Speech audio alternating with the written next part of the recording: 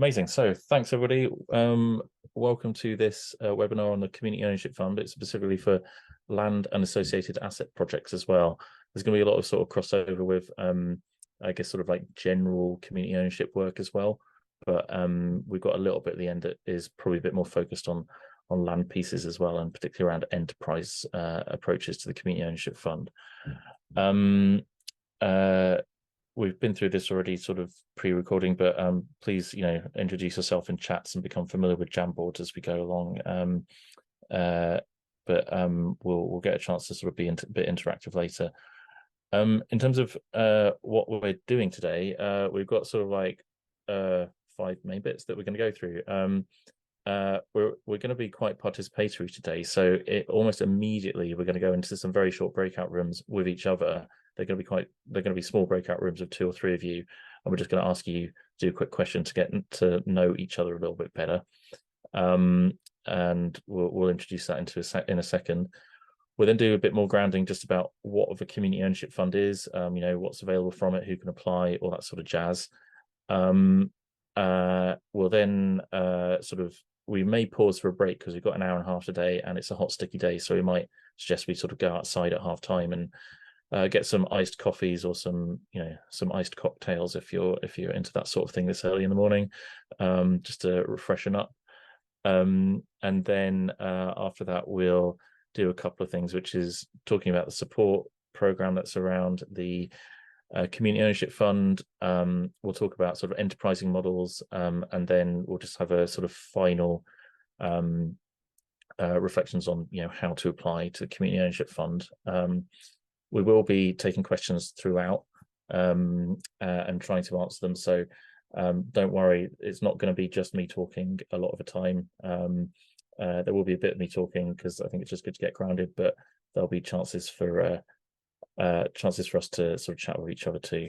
I hope that makes sense. Great. So yeah, we are in a second going to go almost immediately into some breakout rooms. We made a bit of an assumption here on that there's some level of knowledge around what the community ownership fund is, or that everybody here has some idea at least of a project that they have in mind that they want to do. And so in a second, we'd like to ask everybody to chat with each other about the project that they want funded, either through the community ownership fund or through other means. Be nice to I think it's nice to just sort of share with each other what your sort of visions and dreams are around this, and you're going to have about sort of, I think, 3 or 4 minutes just to chat in small groups and explain to each other what you're bringing today, and what projects that you're interested in for funding through the community ownership fund. So Cordelia, if we're ready in building. So I'm just going to try and share screen again. Give me 2 seconds. And we're going to go into the first bit of today, which is, what is this all about, is the sort of question we're trying to answer here. So I'm just going to do a bit of info sharing about what the Community Ownership Fund is, where it came from, and some very top level stuff about what's available. 1 second, if everybody can do a quick thumbs up to let me know you can see the slideshow. Ace, I'm seeing loads of thumbs. This is good. All right, so this is going to be a little bit, I wouldn't say slide heavy, but just sort of information heavy for a while. But just a reminder, if you do have questions about this as we go along, please put some questions into the Jamboard, and we will try and answer as many or most of them as possible. There are going to be loads of opportunities to ask questions throughout this, and we'll try and answer them as we come along. So do that. If you don't want to use the Jamboard, just put it in the Zoom chat, and we can record that there as well. But anyway, let's do this. So what the heckins is the Community Ownership Fund is probably the big question here. So there's a bit of context here. It's a fund that's part of the shared prosperity mix that is basically enabling, as the sort of fund title suggests, communities to take on assets that could provide a benefit to your community in some way or another. It's being managed and administrated by the Department of Levelling Up Housing and Communities. And something I probably would say at this point is that, you know, you can feel a lot of the sort of government aspect of this as we sort of go through the fund, and you sort of enter into the literature of this as you go through. I think the reason that I sort of mentioned that is because there's as we sort of navigate through this, you'll see lots of different sort of themes coming through this, and I've tried to highlight and pick out a lot of the sort of key themes that seem to be hitting all the right buttons for the community ownership fund. But the key bit about this is really about organizations and community-led organizations taking on assets that are at risk of going out of public benefit and have long-term potential of being stewarded responsibly in the future. So the sort of key thematic areas around this are there's a risk element to this. So questions you could be asking yourself is there a risk that this asset or this building or this project could go out of public use?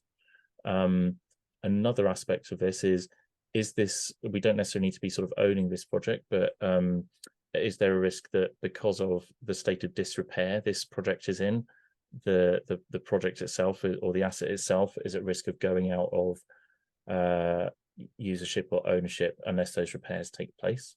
So that's an important note. Another key theme here is what's being called line of sight. So do you have a sort of realistic prospect of taking on this asset and managing it in a responsible way?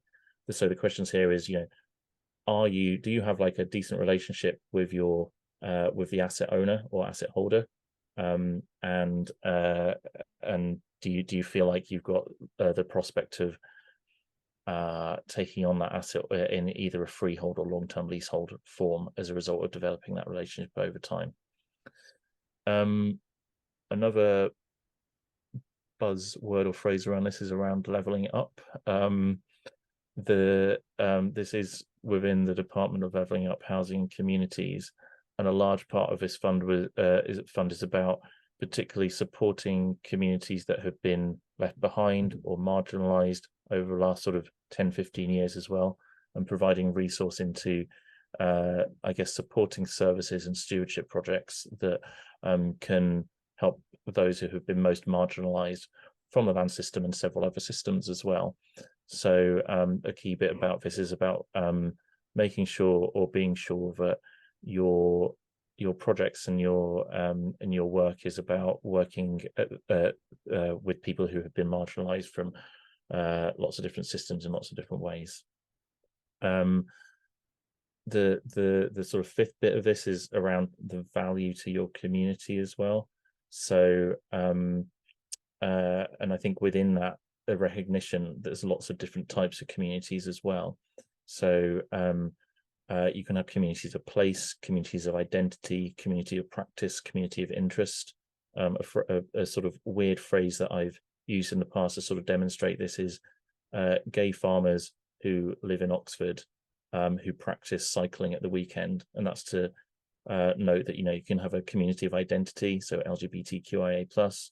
You can have a community of practice, so that would be farmers. You can have a community of place, that would be Oxford, and you can have a community of interest, so that would be hobby cycling. Within this program, there is a slight, my experience so far has been there's been a slight weighting towards community of place, but that doesn't mean that those other communities are not relevant within that. So a large weighting of this is slightly around community of place, but within your place, I'm sure there will be loads of different other types of communities, so community of identity, practice, or interest as well. Trust that is making sense so far, and we'll pause for a second in a moment for sort of questions around this. I think the other thing just to explain is like who is involved with this and what are their roles. I mentioned the Department of Levelling Up is involved with this. They are the fund provider, and their role within this is to receive expression of interest and to receive full applications and to assess those applications for grant awards. However, there are lots of people involved with this, including the sort of community and land movement sector. and there is a consortium of organizations of which Shared Assets is involved with that is helping organizations to make full applications to this fund as well. And the reason I want to make that clear is that we Shared Assets and the sectors around us aren't assessing the full applications to this. We're not in that role, but we do have insights into perhaps how the progress and how you can make a better improve the quality of your applications as well. Cool. I can see a few hands going up, but we are going to come for questions in a moment, so don't worry, I have noted this is there.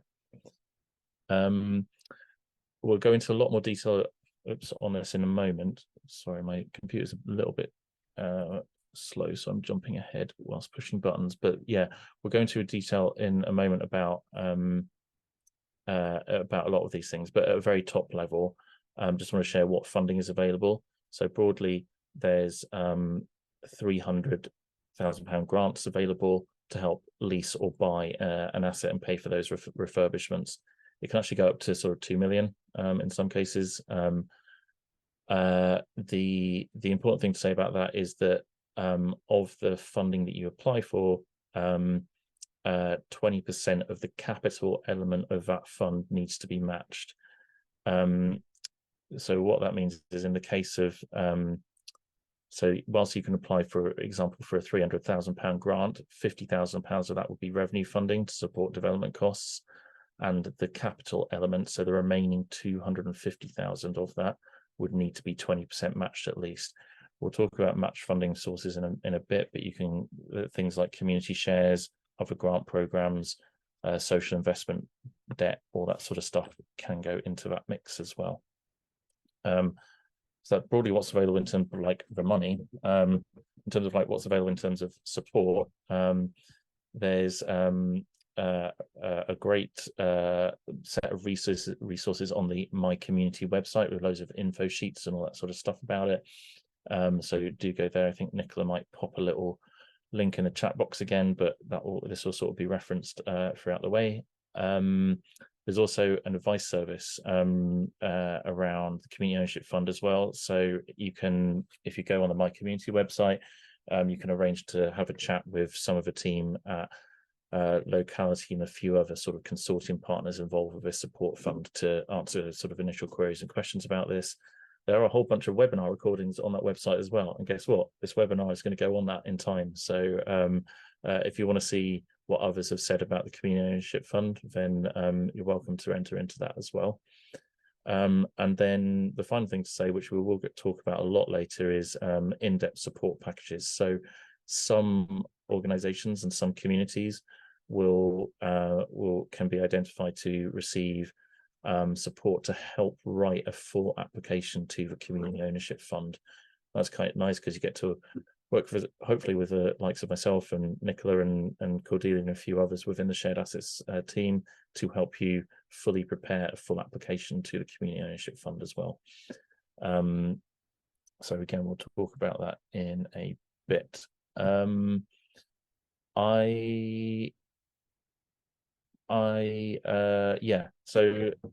I just wanted to talk very briefly about the process for this as well, because I thought it's important, but broadly, just the way in which you can sort of apply to this fund is you put in an expression of interest. There's a process that we'll talk through in a moment around identifying organizations and teams who could receive a support package. After you put an expression of interest in, and either you have or haven't received a support package, it doesn't matter, but you can put in a full application, and that full application, which we'll come to in a moment, is quite demanding, and there's several elements to it that I've sort of listed here. So business management, strategic and sustainability cases. It's then assessed by the department teams after you put your application in. You'll then get told if you have an award or not, and then you've got a year roughly to spend your monies if you've given an award as well. So very quick run through of the process there, but again, we'll answer some questions about that later as well. Now, I put this in here sort of deliberately because Nicola and Cordelia and I were sort of talking about some of the sort of vernacular around this, and fully know how intimidating a lot of this stuff sounds. We're going to be talking like in the language of the fund, and a lot of the fund language here is around sort of the terms you can see here. So, assets, capital, revenue, contingency, cash flow, liquidity. That seems at odds with me personally around what this fund is about, which is about sort of being a supportive fund that can help communities that have been left behind, that have been marginalized. But what I do want to say is that we will, throughout this webinar, try and make this sound and be as healthy and friendly as possible. But it's difficult to step away from some of the sort of language in this, because it's basically got a very sort of MBA school type culture and feeling to it. That doesn't mean that you need to enter into that culture, but it does mean that within what you do. But it might mean, just for the cases of making a full application to this fund, that you'll need to get some sort of familiarity or comfort, some level of comfort at least, with a lot of these sort of terms and things here. So, like I say, we're going to try and be friendly as possible. If you're feeling overwhelmed by anything, please let us know. Please ask a question about what any of these things mean, and use that Jamboard or the Zoom box, and we'll try and answer them as well. But yeah, don't be put off by this. We're all here together. We're all going to help each other out on this. Cool. So, I might actually, yeah, I know we've got a whole bunch of questions sort of coming up, and Nicola, I might just take a bit of steer from you on this, because what we were planning to do was go do a breakout again and then answer questions afterwards, but I've not had a whole view of like what's coming in on the Jamboard. Nicola, would you say it's sensible to try and answer some questions now and then do breakout, or the other way around? Yeah, it would be. So if you go to, there's a few that come up on the Jamboard side 3. So what is the cost and who can apply for it? Yeah. Yeah. So I'll just put that link again for people if they haven't got that. So this is Jamboard 3. Yeah, so largely about who can apply essentially, and so you can see there. So give you a couple of seconds to read through that. So this is on slide 3. So we've got one question, which says, if the asset is redundant land and buildings are owned privately and being made available for sale to community, are they within this program? So yeah, both public and private assets can be acquired through this work. As you probably know, there are mechanisms, for example, community asset transfer, that can enable public bodies to transfer land or assets to community organizations. Locality have a whole bunch of resources on that community asset transfer process, but it's quite bespoke by local authority area. But yeah, both public and private assets are transferable through this process.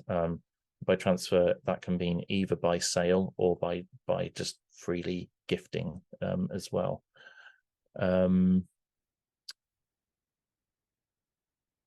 Right. Hopefully that sort of partly answers that. The second question I can see on this board is, there's large landlords' domination of peri-urban land who provide little public benefit and are anti-working with CSA projects would fall out of scope.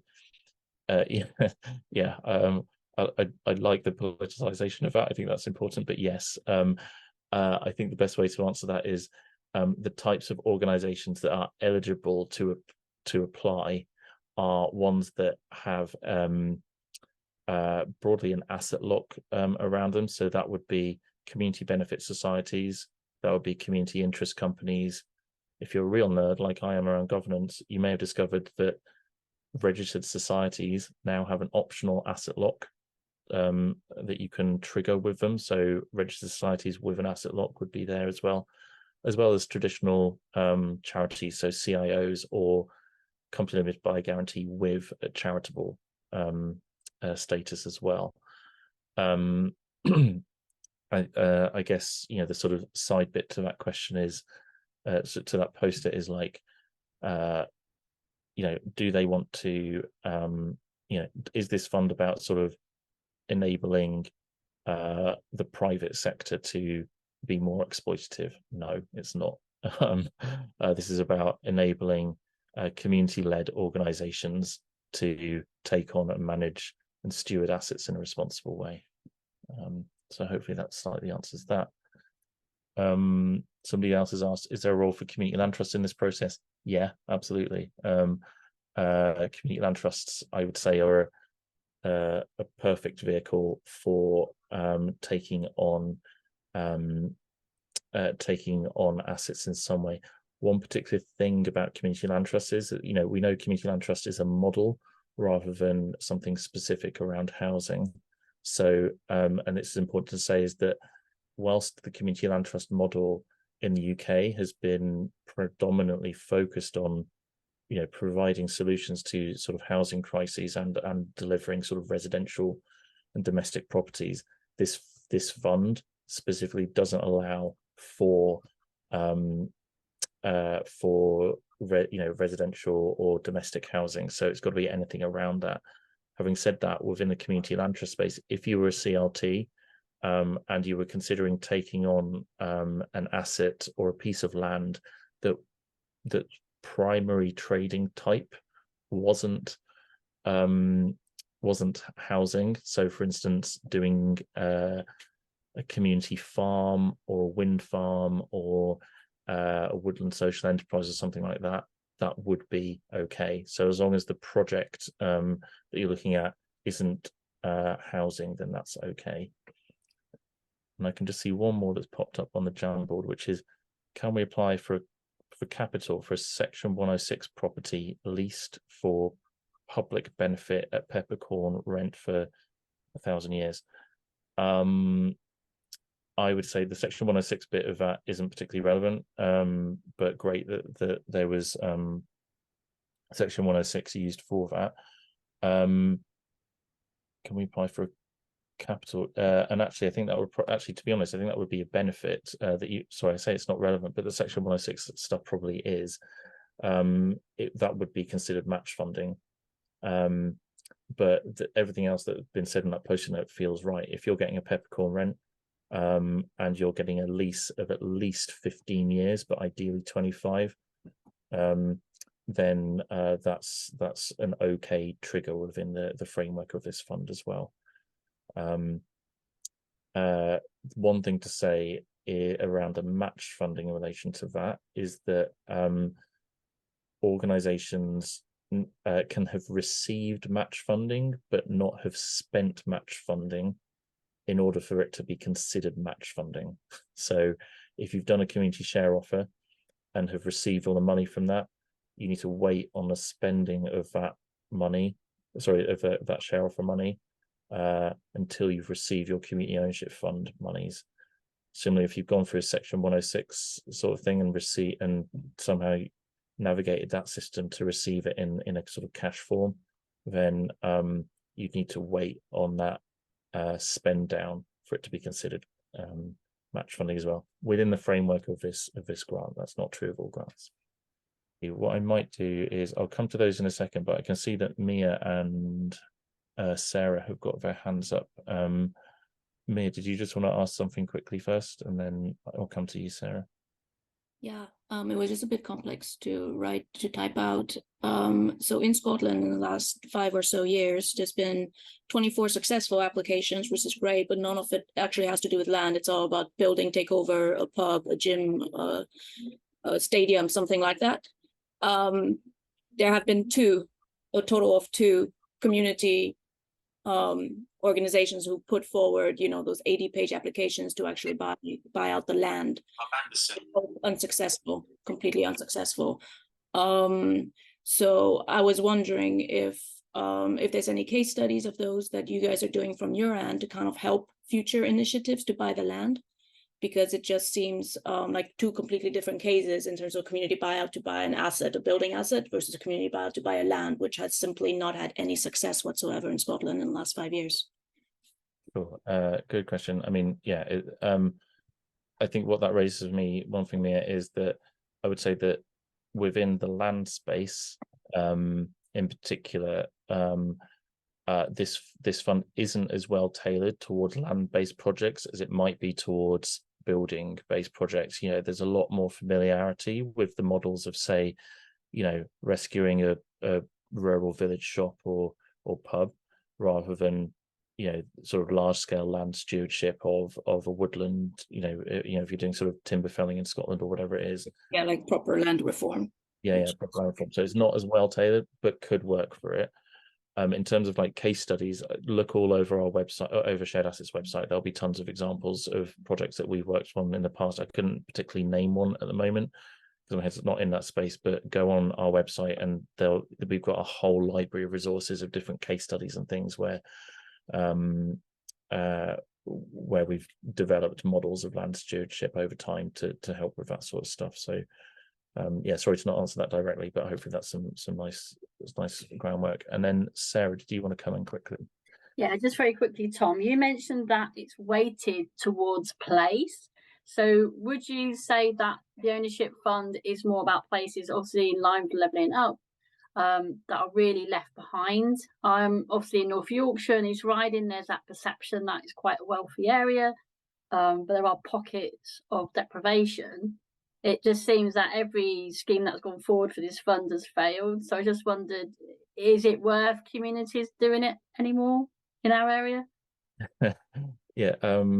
So we'll come on to a bit more about this a bit later, but I do want to answer just now is that the success rate for this fund is low. So from the stats I've seen so far, I think it's got about a 10% success rate from EOI all the way through to full application. The other bit of context on this is that you don't need to have had a support package to put a full application in. You can just try yourself, but the support package can enhance that. Those support packages themselves are specifically targeted towards communities and places that are marginalized or have been left behind in some way. The other thing I would say is that I think a valid critique of this fund is that it is asking communities, and particularly marginalized communities, with to enter into highly sophisticated processes and procedures. And I think part of a reason that there's a support program around this is to help help navigate and feel comfy with that level of sophistication, the management case, business case, liquidity thing, cash, all that sort of stuff that sounds intimidating, because it is. And so in answer to your question, I'd say, yeah, it probably is worthwhile having a go, but keep your expectations at a level that feel appropriate. And I know that's me sort of floating around that a bit, but hopefully that's a useful bit of guidance. Thank you. Yeah, it does. Yeah, thanks. Amazing. All right, how are we doing for time? We're running short. What I'm going to do is I'm going to suggest, actually, I know there's a few more questions about this, but I think we might it might be good for us to do a breakout room now. Yeah, we've got 3 questions, so we'll put them, we'll bump them around the Zoom rooms as well. But the questions for you to sort of share with each other is, what value you think your asset provides to the community? Secondly, how you think your asset is at risk.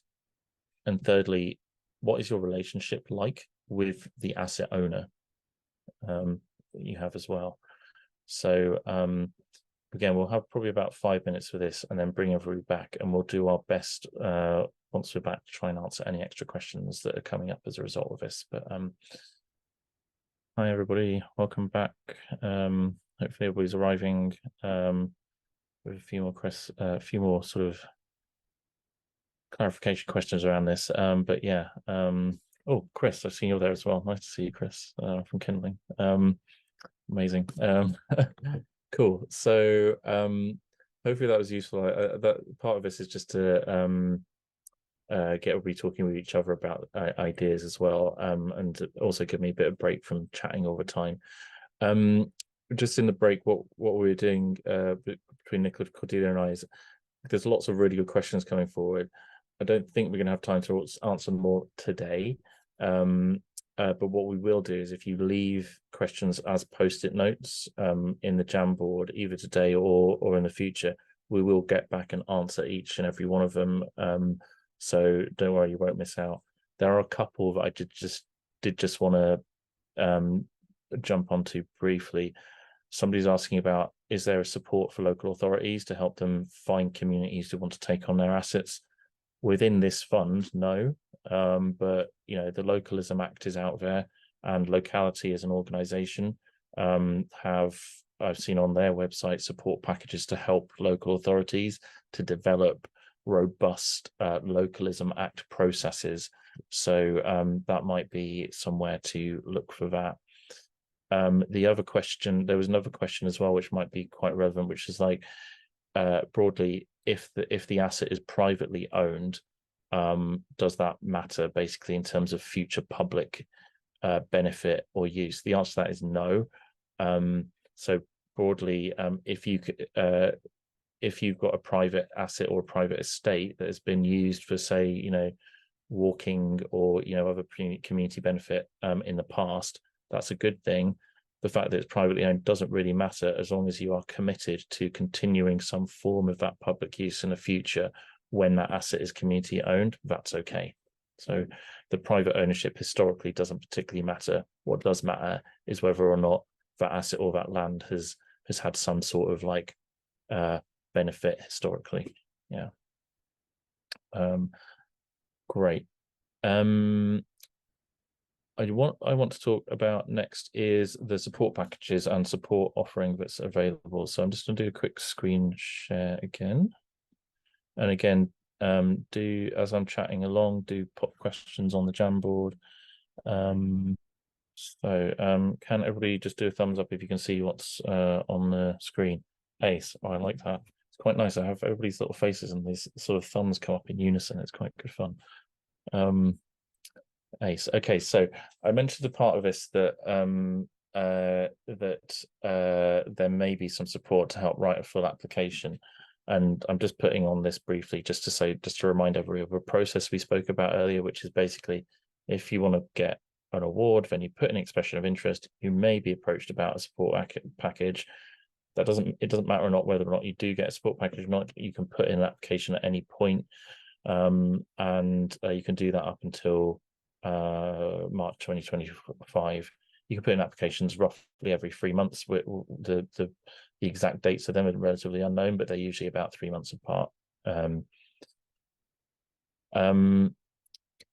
We touched on this a little bit earlier. I think it was with Sarah's question, but one of the challenges with this fund is around the very high expectations that are there. If you've had a look at the full application form, broadly it's split into these 4 areas, and what you're assessed on is against these 4 areas, which is your business case, your management case, your strategic case, and your sustainability case. The level of detail that is needed to sort of demonstrate, I guess, a robust case in each of those cases is very, very high. I was doing a stock image search yesterday to try and find something that would sort of articulate this, and the best thing I could do is come up with MBA schools and all this sort of stuff. But essentially what you're being asked to submit is a full business plan, is long-term cash flow forecasts, is a management case setting out the skills of your team, and both at a strategic level and an operational level, all sorts of different things that can sound overwhelming and confusing and difficult. I think the final thing just to say on these sort of expectations as well is what you submit is final in terms of being assessed as well. So once you've submitted, there's no ability to add additional information. So you kind of need to get everything in place and be confident with what's in place before submitting. So yeah, difficult thing to navigate that. However, as we mentioned, there is some support available to some groups to help with that. This is particularly, I think, around the sort of leveling up stuff that I mentioned earlier, but broadly, there's a consortium of partners that include shared assets that can help provide support in terms of both getting your full COFA application together. But I think also a nicer sort of long-term outcome of this is that if you were to receive a support package, you would have developed up a business plan, a business case, and a cash flow model that would be fairly robust anyway. So a nice outcome of this is that even if you don't go through the, sorry, I've got a 1-year-old who's just knocking on my door. Sorry, if it's kind of loud, he's desperate to get in and hear about the community ownership fund. Who'd have thought that a 1-year-old wanted to know about liquidity and cash flow plans? Anyway, the end of a support package, one outcome is that you would probably have a fairly robust business plan. Alongside that support package is at the expression of interest rates, you can get access to a grant at that stage as well of up to £10,000, and though that grant could be used for helping you build your case for your application to the fund. It could be spent on things like feasibility studies, on surveys, on sort of quotations and all that sort of thing to help you sort of build a case for you taking on the land or the asset in some sort of way.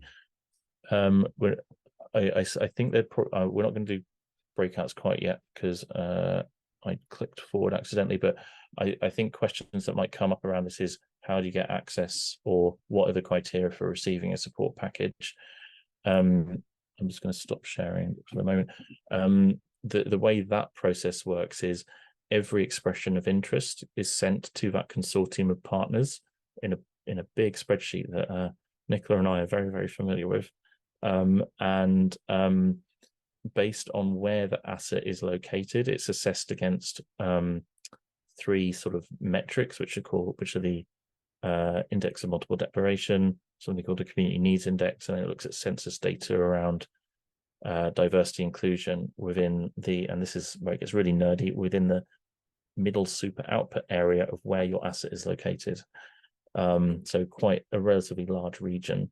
And if your asset is located in a place that scores low or high, whatever you want to call it, in the bottom 30 or top 30% of how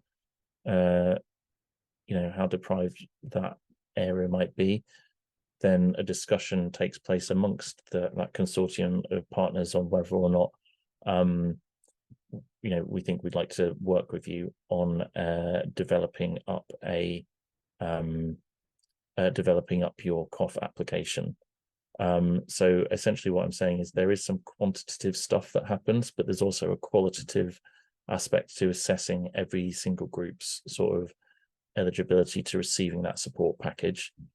And what happens with that support package where it comes through is there's if you end up working with shared assets or other consortium partners on that, then you go through a diagnosis process to understand where there might be gaps within your planning, and then we agree a plan of how to improve those aspects of both your COF application, but I guess overall business case for taking on the asset.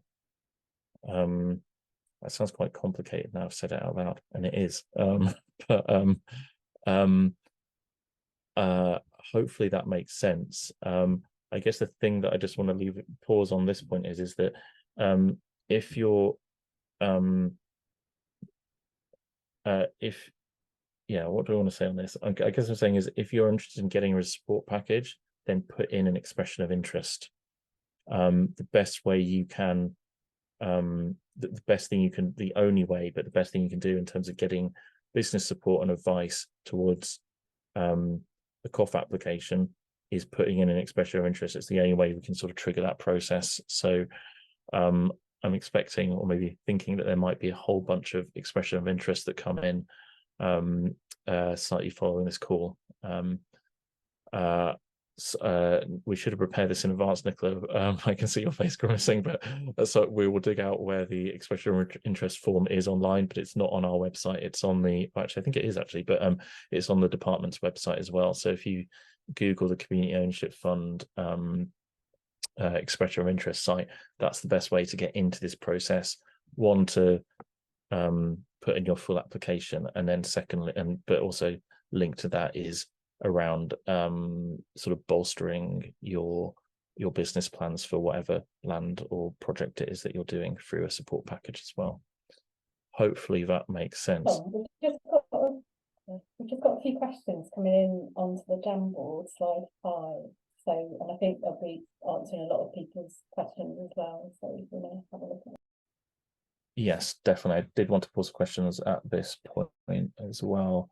So let me see what I can do. So Not the one in green, which I put as an example. yeah. So yeah, brilliant. So one I can see here is around, is the support package available across the UK? Yeah, it's available to across the UK, and this fund is UK appropriate as well. What I might do is just very quickly list the partners within the consortium. So it's led by locality that used to be called DTA England years ago. This is sort of 20 years ago, but the reason I mention that is because all the other development trust associations, so DTA Northern Ireland, DTA Scotland, and DTA Wales, were also able to provide support. So that's the sort of country focus. There's also, I guess, a sort of asset class or asset type split. So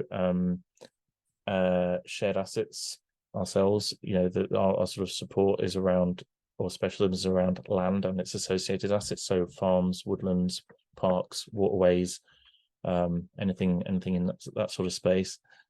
There's also architectural heritage funds. So if there's a heritage aspect to your work that can be they can support there.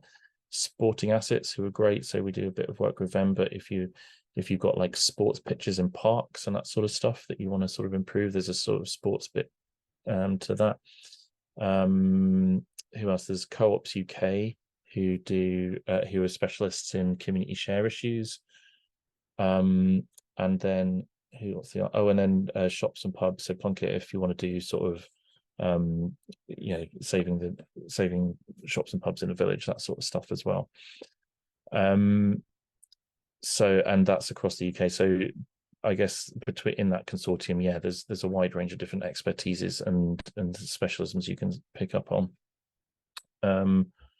Somebody else, anyway, hopefully that makes sense on that. Somebody said, how long do you have with the support before you need to submit the final application?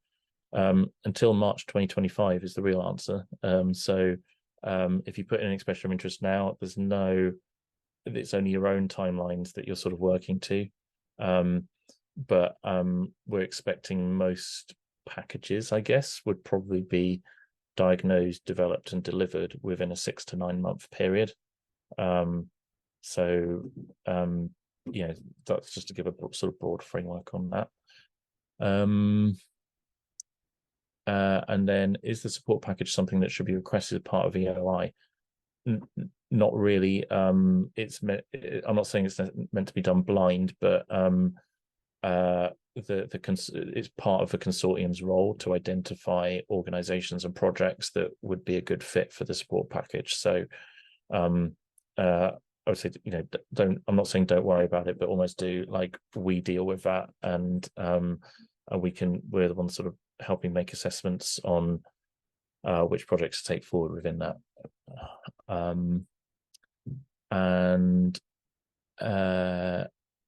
Because I think there's an example. If I need a quote for work needed on the asset, can we get a COF development grant? Yeah, actually, Nicola's already answered that helpfully, but yes, you can. That 10K grant within the support package stage, that would be perfect use of that money.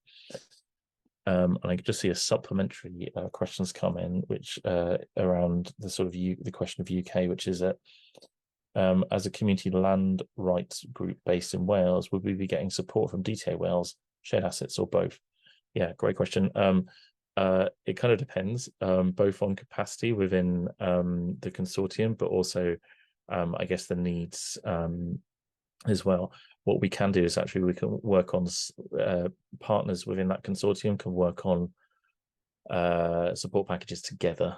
So if there's a if there's a very sort of wet, if you're doing like OP One Planet development stuff in Wales, which only applies in Wales, probably DTA Wales is your thing. But if you want to sort of like land sort of broader land stuff, or developing the land stewardship model, that might be where shared assets come in. So we can do the point is we can do a bit of a blend of stuff depending on specialisms and locality, essentially. Cool. Great. I am kind of keen for everybody to go into a few chats as well now, because I've been talking for a bit. So I think we're going to do another breakout room quickly for about 5 minutes. And given that the theme we were just sort of talking about was sort of support, the sort of prompt or question I think would be good to talk about is what support do you think you might need in both developing your COF application, but just sort of developing your enterprise, your project, your land stewardship model in general as well. So I think we'll have another sort of 5 minutes for that, if that's okay. Again, if questions come up as you're sort of going through, then pop them in the Jamboard or on the Zoom box, and we can try and answer them afterwards as well. But yeah, Cordelia, if you're ready, if you could send everybody out into rooms, that would be us. Thanks. Whilst everybody was away, Rowan, my kid, managed to bring me a coffee, which I'm very pleased with. I think that's what he was trying to bash the door down with. Should have let him in sooner.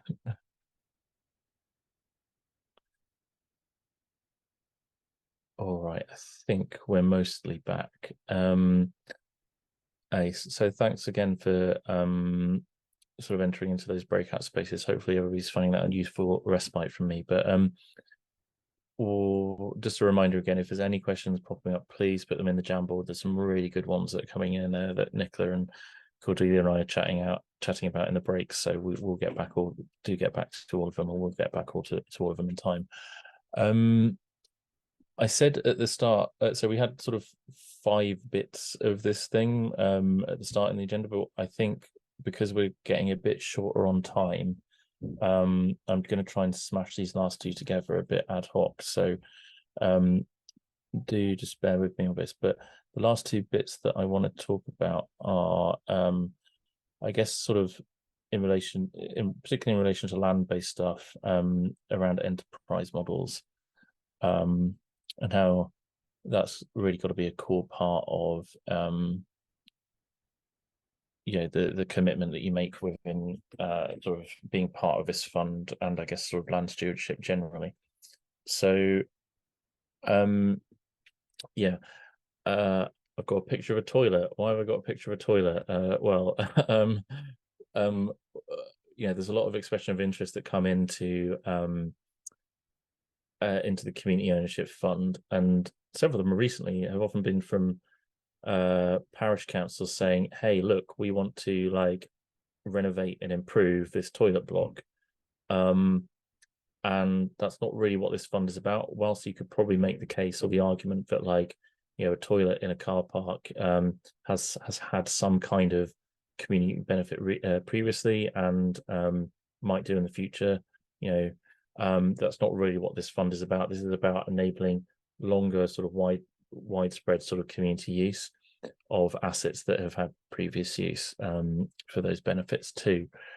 And so the reason this sort of like relates and applies to sort of land-based projects as well is that really one of the sort of best uses or outcomes for this fund is really about communities within sort of democratic enterprises and businesses taking on assets that can be stewarded responsibly in the future, and really the only way I can sort of foresee that happening in the future is if there is a enterprising or sort of business aspect to what you do. So just merely saving a toilet block or saving a public right of way isn't going to be enough for this fund. What you've got to do is sort of think a bit more creatively about how some how some of your trading activity might be able to subsidize or complement your stewardship activity. There was a great question on the Jamboard about a local authority wanting to use some regen ag grazing land and repurpose it into woodland burial sites, which would remove a public right of way. I think in the case of that example, like it sounds like a very challenging situation, but there is potentially a neat solution there where saving the public right of way wouldn't be something, just saving the public right of way wouldn't be something that the community ownership fund could do. However, if your enterprise model was, hey, we're going to make woodland burial site sales to subsidize the long-term maintenance of that public right of way, as well as make livestock sales from regen ag cows or cattle or whatever it is, that is something where you still get the outcome of the saving of the toilet or the saving of the public right of way, but a building, I guess, fiscal security around the maintenance of that right of way in the long term as well. I know that's a really complicated example, but I guess my point is this isn't really about small scale projects. This isn't about like saving the toilet in the car park. What this is about is long term, viable, robust sort of enterprise models that have some sort of trading or commercial element, but that subsidizes or really gives value to those important land-based stewardship models that I think most of us on this call want to see. So yeah, trust that sort of makes sense a little bit. I am going to move on. We're not going to do a breakout on that yet, but what I did want to do is just again, here's just a reminder of how to apply to the COF, but I just did want to talk a little bit about some of the experiences so far that I think might be useful to sort of share. And these are just really pointers for me. One of the things on this is one of the things that keeps coming out is around demonstration. And what I mean by that is this fund asks you to demonstrate statements that you make quite a lot. And so a lot of the work that you might be putting into both applying to the fund in terms of like developing your model is providing evidence both for like the statements that you say, but also for quotations and for building works and that sort of stuff. So you need to be ready to get this stuff in place. It's going to be tricky, it's going to be due diligence heavy, and it's going to be bureaucratic, but that's just something to be mindful of. Is demonstration is a big part of this. The other thing is to mention is that actually, whilst I've probably hinted at the sort of high due diligence levels in this and some of the sort of inflexibility perhaps within this fund, things do change within it. There's been several examples of feedback from both, I guess, the consortium of support partners as well as people practicing within community ownership as well. And the changes do happen over time. There was I won't go into the story, but it was a thing about legal charges that that's sort of been made less heavy over time as well. So I guess my point is whilst this might feel like it's quite heavy at the moment, my sense is that in time things might become a little bit easy, but not as easy as say doing an awards for all grant. The other thing, I've mentioned this as well, but there are very high expectations within this around sort of like putting in a COF application. Part of this is around that sort of old argument of like, hey, public money has got to be spent in a sort of diligent way. We can't be giving away ferry contracts to ferry firms without ferries, and they're applying that same logic to marginalized communities as well. So thank God we weren't given COVID contracts at that time as well. I'm really pleased that they were able to give them away so easily to their mates. But yes, the response to those sort of stories has been unfortunately high expectations around communities doing the same thing. The other sort of, I think, key tip around this, which we sort of mentioned at the start, is around developing a good relationship with the asset owner if you don't have it already. There's very few mechanisms in the UK that can enable sort of, I wouldn't call it land grabbing from communities, but that can enable more hostile transfer of land. The best way to sort of do this is to develop a decent relationship with the asset owner if you don't have it already, or work to mend one that might be broken already, because there's no way you're going to get hold of an asset owned by somebody else unless you have a friendly relationship with them. And the final thing I want to sort of leave you with is, I said before, is put in an expression of interest. If you're seriously interested in this, or interested in the support package, there's nothing I think anybody can do within this program unless there's an EOI, and so pop one in. Nice. I'm going to stop sharing, but we might have a moment for a few questions. So if anybody's feeling confident, if you want to raise your digital hand, I can probably try and answer them for the next couple of minutes. Great, Mia, let's go ahead, and then Maddie will come to you afterwards. Yeah. Cool. Thanks for all this, Tom and everyone. Our group 10 was wondering off the top of you guys' head, what kind of pointers can you give us on how to demonstrate a strong business case or a strong strategic case? For instance, if we're focusing more on food sovereignty or a sharing economy or heritage monument or heritage, building or something like that, that is not, a straightforward pub or stadium or something that will have a financial income? Or would you, in that case, just suggest that this scheme is not fit for purpose for those kinds of projects? It's a great question.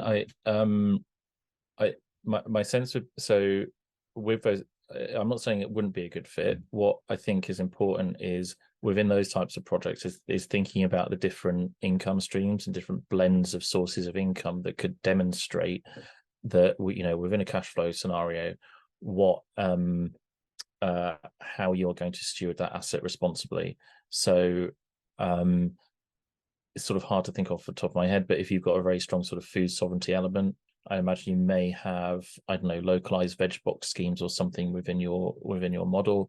And could you, what is the income stream that enables you to sell veg box produce, or at least have that subsidized? So you can do direct sales with that, but also of the veg box, but you could also look at if you could get ELMS income from government as well. And yeah, does that sort of help partly answer that, Mia? I hope it does. But yeah, Maddie, I think you had a question as well. Yeah, it was just something about reasonable cost of the asset. What's the price of it, and how do you negotiate a fair price or a fair value? For example,